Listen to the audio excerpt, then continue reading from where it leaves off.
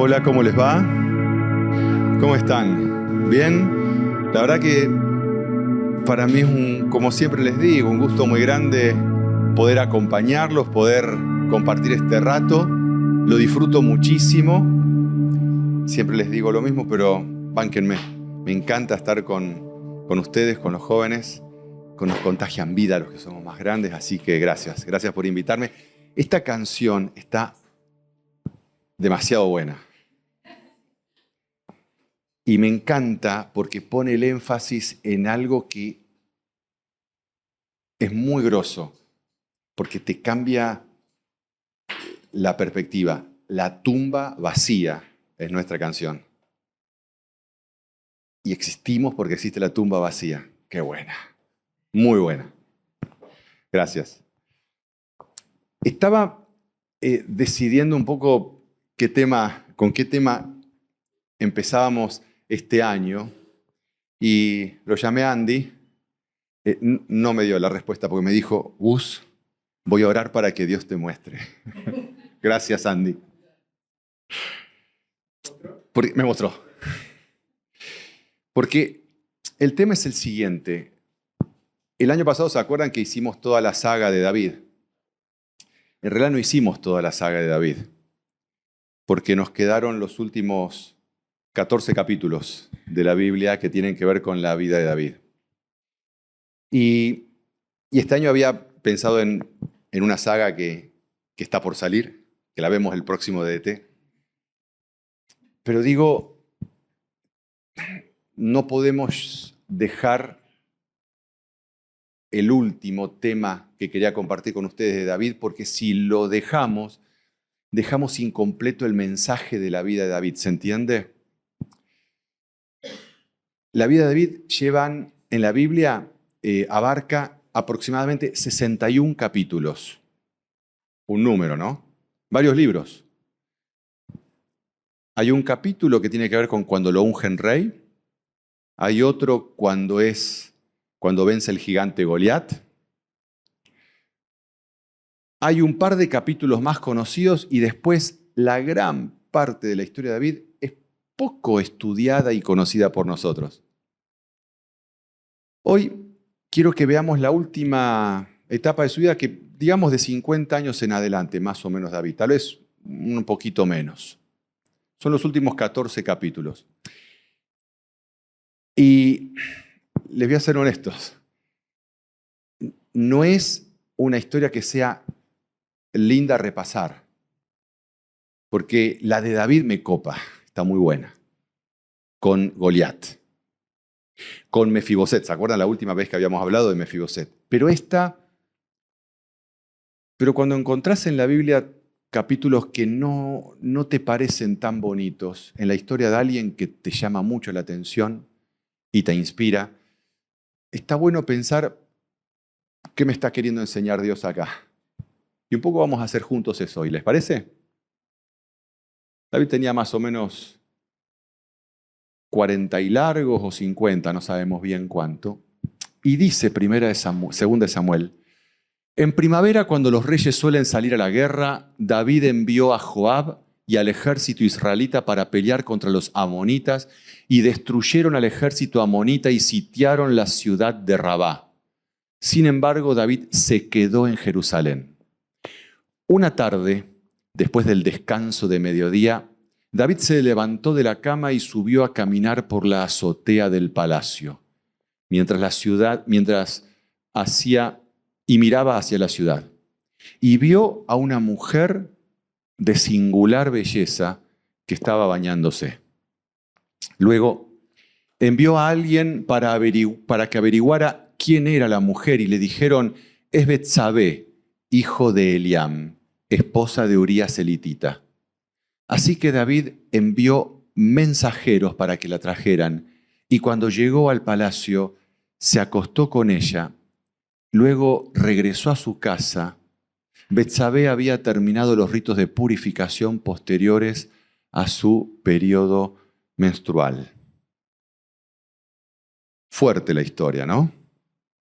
Porque estás hablando de David y Dios creyó necesario que en el texto bíblico estuviera esta parte de la vida de David, que no es una parte bonita ni es una parte que querramos repasarla, pero es parte de su historia.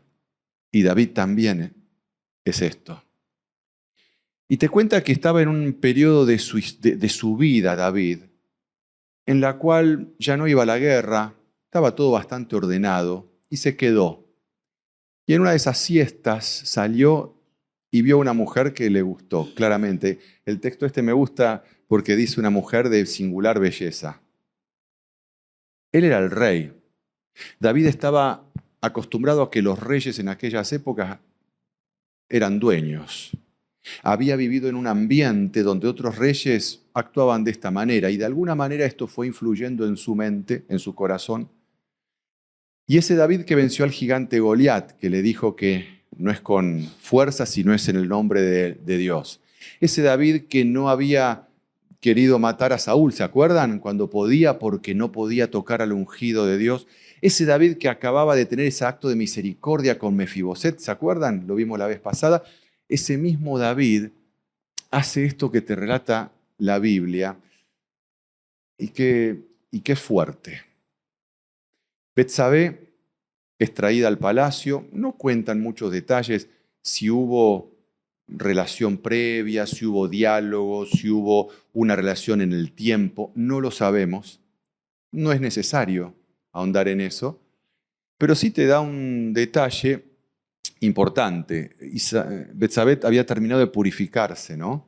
Es decir, en los ritos judíos había terminado su periodo menstrual y habían pasado 7 días de purificación, o sea, estaba absolutamente fértil.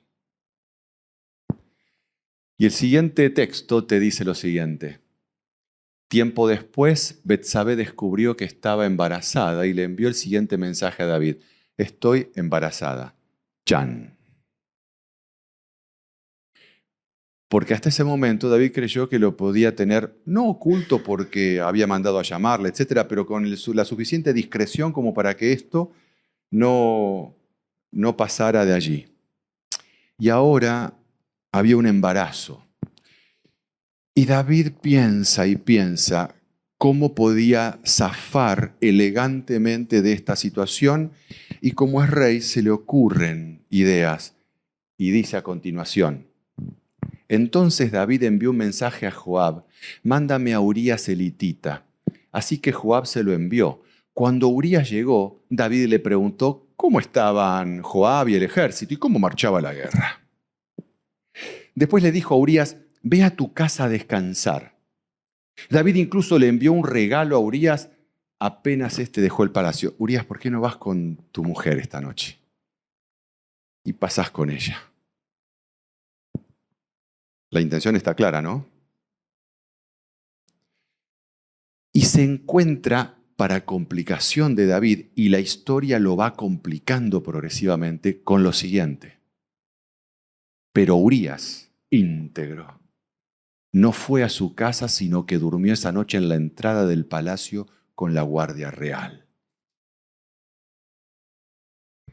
David, se nos está complicando esto. Sigue la historia. Al enterarse David que Urías no había ido a su casa, lo mandó a llamar y le preguntó, ¿qué pasa? ¿Por qué no fuiste anoche a tu casa después de haber estado tanto tiempo afuera? Y Urías le dijo, el arca y el ejército de Israel y Judá están viviendo en carpas y Joab y los hombres de mi señor están acampando en el cielo abierto. ¿Cómo podría ir yo a mi casa a beber, comer y dormir con mi esposa? Juro que jamás haría cosa semejante. Está bien, quédate aquí, le dijo David, y mañana puedes regresar al ejército. Así que Urías se quedó en Jerusalén ese día y el siguiente, y David siguió pensando. Entonces David se acordó, sigue el relato, que podía recurrir a otra treta. David lo invitó a cenar y lo emborrachó. Pero aún así no logró que Urías se fuera a la casa con su esposa, sino que nuevamente se quedó a dormir a la entrada del palacio. Urías. Cuando vos lees este relato y lo asociás con el David que acabamos de estudiar en otros eventos tremendamente poderosos de su vida, decís, ¿qué está pasando David? Dios, ¿por qué no me lo dejás allá venciendo a Goliat? Yo necesito un héroe. Sigue el relato. Y David estaba decidido a ocultarlo.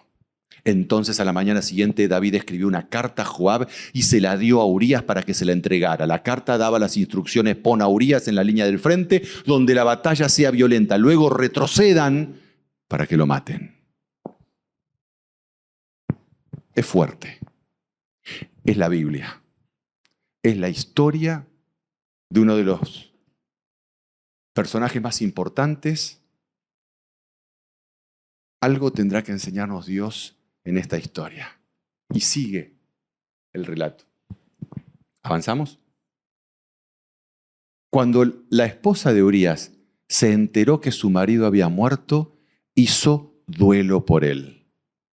Una vez cumplido el periodo de luto, David mandó a que la trajeran al palacio y ella pasó a ser una de sus esposas. Luego dio a luz un hijo, pero el Señor estaba disgustado con lo que David había hecho. Menos mal que Dios estaba disgustado, ¿no? Y hasta acá llega el relato y te muestra un hombre poderoso, un hombre que era admirado por su pueblo, un hombre que contaba con el favor del pueblo, que era un líder espiritual que había escrito porciones de la palabra de Dios que hoy vos y yo leemos en los Salmos porque ya estaban escritos en la época donde estaba siendo perseguido y en otros momentos de su vida, haciendo lo que acabamos de leer, que llega finalmente hasta el homicidio y hasta ocultarlo de tal manera que además ahora tomo a la pobre viuda conmigo y le doy sostén. Esto no había agradado a Dios. Y el relato te continúa diciendo: por lo tanto, el Señor envió al profeta Natán para que le contara la siguiente historia. Y la Biblia te cuenta la historia que creo que por allí la podemos haber recordado alguna vez leerla. Había un hombre que tenía muchas ovejas y otro que tenía una sola corderita. Vino alguien y tenía que matar la corderita para darle de comer, pero este buen tipo rico, en vez de tomar uno de sus corderos, ¿qué hizo? Fue y le sacó la corderita que tenía este solo, y dice que era una corderita que la quería mucho, que la cuidaba, etc. Se la robó, se la sacó, porque era poderoso, la mató y le dio de comer a quien tenía que darle de comer. Y para sorpresa tuya y mía, ¿qué hizo David? Entonces David se puso furioso. Bueno. Se puso furioso, tan cierto como que el Señor vive, juró: cualquier hombre que haga semejante cosa merece la muerte. Debe reparar el daño por no haber tenido compasión. O sea, el sentido de la justicia lo conservaba. Pero por alguna rara razón de la vida, que cosas que suelen pasar en la vida de los seres humanos, esto era así, el sentido de justicia existía, pero por alguna razón no lo percibió en el acto que él realizó. No lo sintió de esa manera. Natán le dice, al final del anterior, Natán le decía a David: tú eres ese hombre. Y David se golpea con esto. Y como una película en donde de pronto se le cae una venda a David, tenemos el siguiente versículo. Natán le dice: de ahora en adelante tu familia vivirá por la espada. Por lo que has hecho, haré que tu propia familia se rebele contra ti. Ahora vamos a ir sobre ese texto. Avanza uno más. Entonces David confesó a Natán: he pecado contra el Señor. Y Natán le dijo: sí, pero el Señor te ha perdonado. No morirás por este pecado. Qué fácil que lo hacemos, ¿no? Porque vos lo lees a primer momento y decís: pero no puede ser que sea tan sencillo. Él se da cuenta de su pecado, Dios le dice: muy bien, David, te diste cuenta, te perdono. Sigamos. Y esta parte del relato, si te está pasando lo mismo que me pasa a mí, no sabes si te pone contento o te molesta. ¿O no nos pasa eso? contento por David, pero Urías no está más. ¿Se entiende? Urías habrá tenido hermanos, ¿no? Y la gente habla y pasan cosas. O sea, hay una escena social importante. Y Dios le dice a David, David, estás perdonado. Y esta es la última lección que yo quiero que David nos deje a cada uno. ¿Dios lo perdona? Sí, lo perdona. Entiende que David estaba de alguna manera nublada su mente y cometió semejante atrocidad, adulterio, homicidio, mentira, engaño, todo junto. ¿Entiende Dios justifica esto? No. ¿Lo perdona? Sí. Pero le dice a David que en este juego de libertades, de intervención de Dios y de posibilidad del hombre de decidir, en este juego en el cual estamos todos nosotros, el texto anterior le dijo, pero David, te anticipo algo.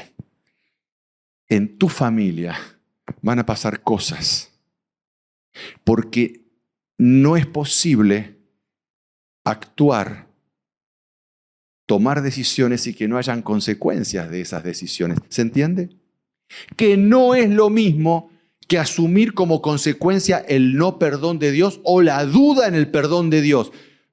Ese es el concepto que el relato te va diciendo. Porque a continuación, seguimos. Fíjense lo que dice el relato. Avanza, por favor, al siguiente. Ahora bien, Absalón, hijo de David, tenía una hermana muy hermosa llamada Tamar. Amón, su medio hermano, se enamoró perdidamente de ella. Amón se obsesionó tanto con Tamar que se enfermó. Ella era virgen y Amón pensó que nunca podría poseerla. En la familia de David empezaron a pasar cosas. El relato es muy duro y muy fuerte. Te cuenta que pasaban cosas incluso entre medios hermanos.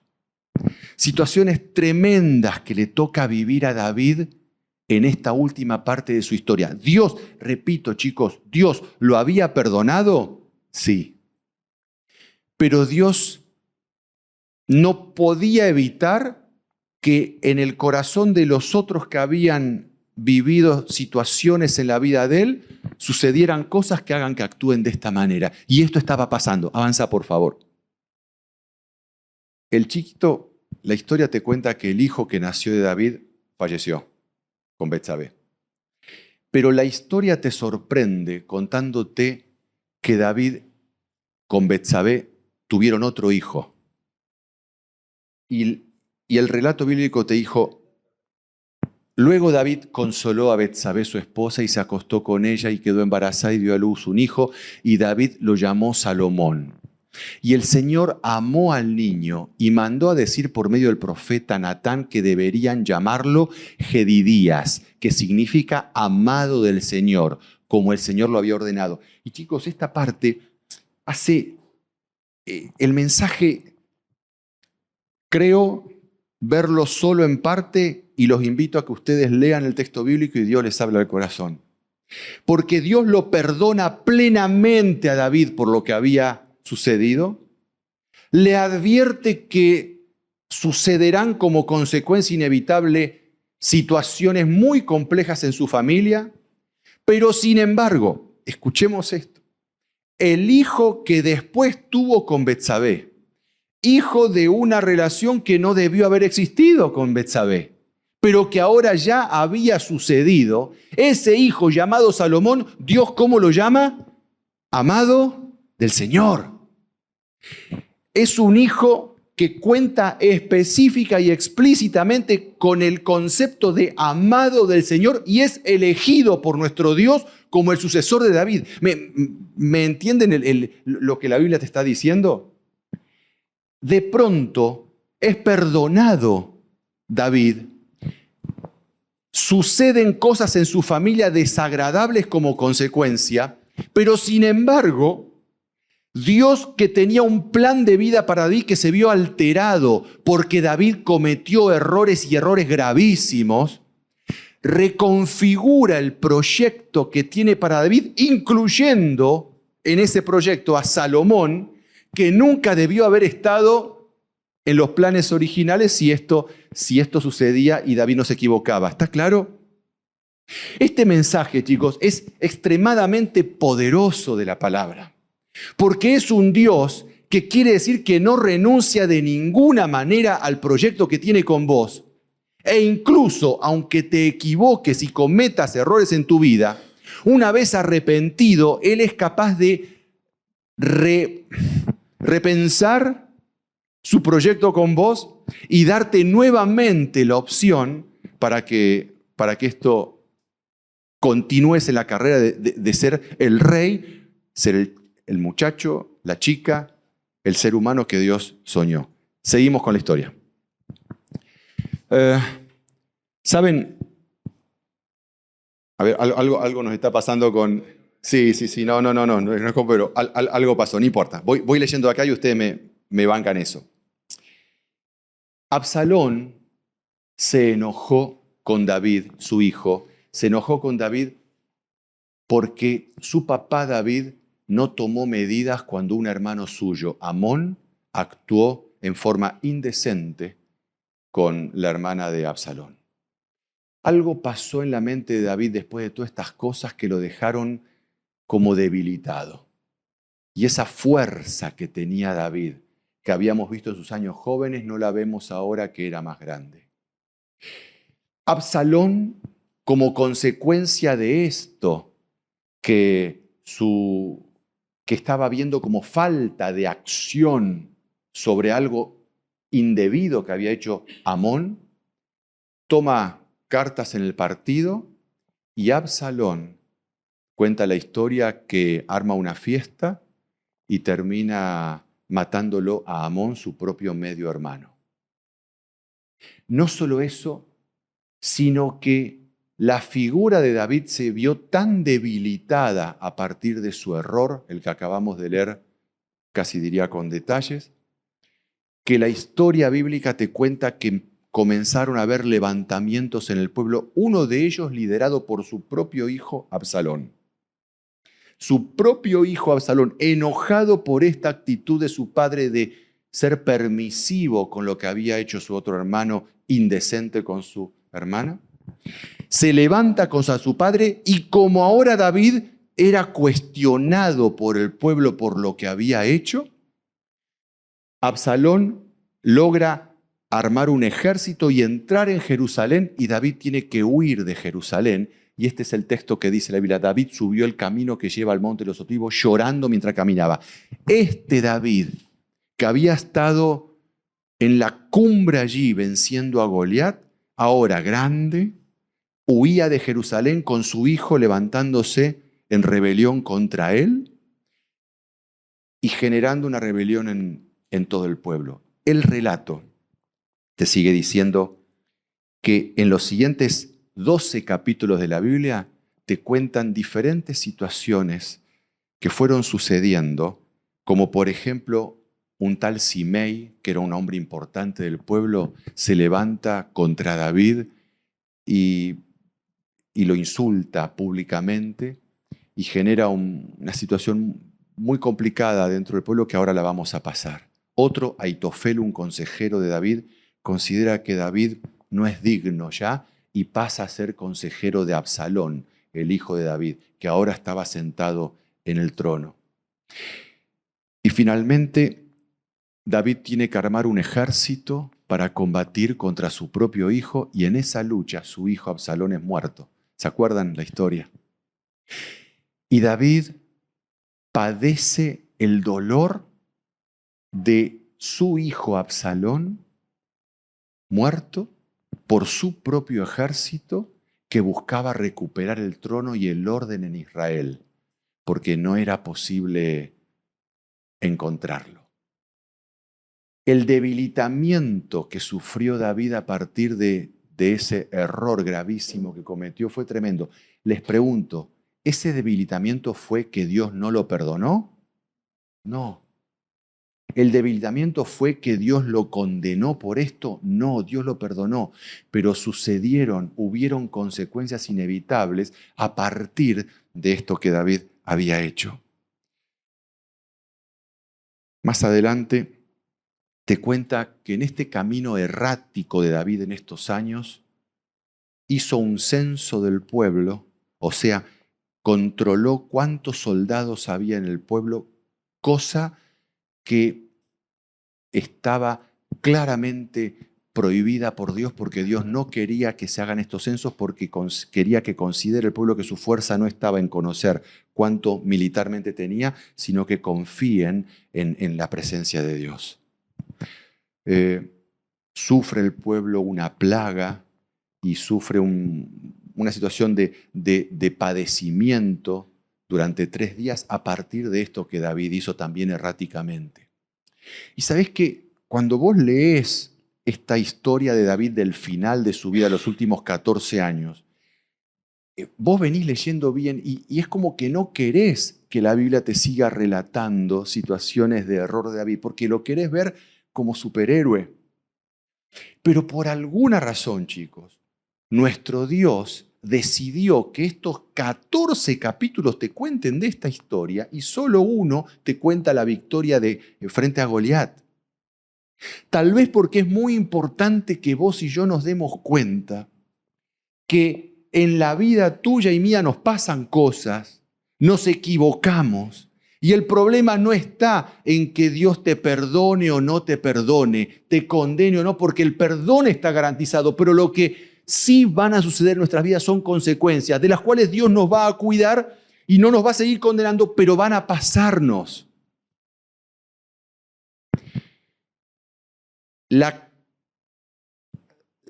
Lo más sorprendente que hay de la capacidad de recuperar de Dios a David, para mí, es que pone en el trono a su hijo Salomón, el hijo que posteriormente tuvo junto con Betsabé. Esa relación que no debió haber existido. Esto a mí me vuela la cabeza sobre la capacidad de Dios de trabajar, incluyendo en el proyecto errores que ya fueron perdonados, pero que ya sucedieron y tienen sus consecuencias. Y las últimas palabras de David están muy lindas. Dice, estas son las últimas palabras de David, hijo de Isaí. David, el hombre que fue elevado, él lo dijo de sí mismo, David, el hombre que fue elevado tan alto. David, el hombre ungido por el Dios de Jacob. David, el dulce salmista de Israel. Él declara, el Espíritu del Señor habla por medio de mí. Sus palabras están en mi lengua.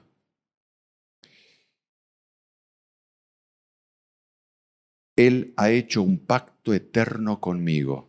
Su pacto está arreglado y asegurado hasta el último detalle. Él garantiza mi seguridad y mi éxito. Finalmente, al final de la historia de David, él mismo te dice, viendo su propia vida, que Dios lo había llamado para estar en esta alta posición en su pueblo, para dirigir a ese pueblo, y te dice que el que garantiza el buen resultado es el Dios de él y no su propia conducta, porque se convenció de eso. Y no solo eso, sino que te dice más adelante, porque capaz que nosotros nos habíamos olvidado, Jesús o el Evangelio de Mateo, cuando da la genealogía de los antecesores de Jesús, dice, Isaí, padre del rey David. David fue padre de Salomón. Y como si había un riesgo de que nos olvidemos del gran mensaje que tiene la vida de David, dice, Salomón, cuya madre, ¿quién fue? La que había sido mujer de Urías. Y yo decía, es necesario destacarlo. Ya nos habíamos olvidado del tema. Pero parece que a Dios le interesa que ese mensaje nos llegue claro, porque es probable que vos y yo lo necesitemos, y mucho.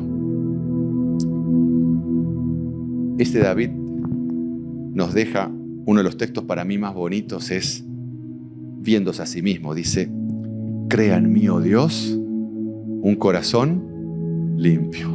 Dios, por favor, dame un corazón limpio. Renová un espíritu fiel dentro de mí. Y esto que dice a continuación, cuando estás en el fondo, cuando caíste como Él, ¿sabes lo que quiere decir?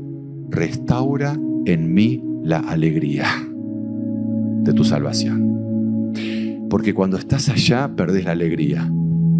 Y Él le pide a Dios y nos deja a todos nosotros esa expresión: restaura la alegría en mi corazón. Y sí, como empezamos esta saga de David, nos sorprende, nos anima, nos desafía y le agradecemos a Dios que de la única persona que en la palabra dice que Dios buscó un hombre conforme a su corazón, ¿de quién fue? De David. Una vida llena de interrogantes y preguntas, pero alguien que aprendió a conocer al Dios compasivo, restaurador. ¿Tenés la figura que puse? Porque quería que nos quedemos con esto. Ubican esto, ¿no? El kintsugi o algo así. Arte japonés que consiste en que cuando una vasija se rompe, no se la desecha ni tampoco se la arregla tratando de disimular sus rajaduras, sino que cuando una vasija se rompe, con oro se la va arreglando, de tal manera que la historia de la vida de esta vasija está representada en estas cicatrices que le fue dejando la vida. A mí la historia de David me muestra eso. La vida de alguien que el relato bíblico, que nuestro Dios quiso que sus cicatrices estén expuestas, para que vos y yo las conozcamos, para que sepamos que es posible vencer un gigante, sí. Y también es posible que te embarres de la peor manera. Y también es posible que nunca te imagines cómo llegaste a donde llegaste. ¿Cómo pude llegar ahí? Y que también te imagines que ahora ya el camino no es posible y que incluso ese Dios poderoso toma tu vida y te dice: ahora se generaron cosas que nunca debieron existir. Suceden cosas como Salomón, hijo de David y Betsabé, lo elijo porque es mi amado, lo elijo para que sea rey. Eso es la capacidad de reconstruir una vida que tiene nuestro Dios representado aquí. Esto significa que para que nuestras vidas sean luminosas, como Dios se propuso que tu vida y la mía sean, no es lo más importante saber qué hacer con el éxito, sino lo que quiere que aprendas para siempre es qué hacer con tus fracasos y con tus errores, para que ninguno de ellos te destruya. Entonces, la historia de David pasa a ser una historia viva para vos y para mí. Ya no hay nada con que destruirte. Chicos, que Dios los bendiga.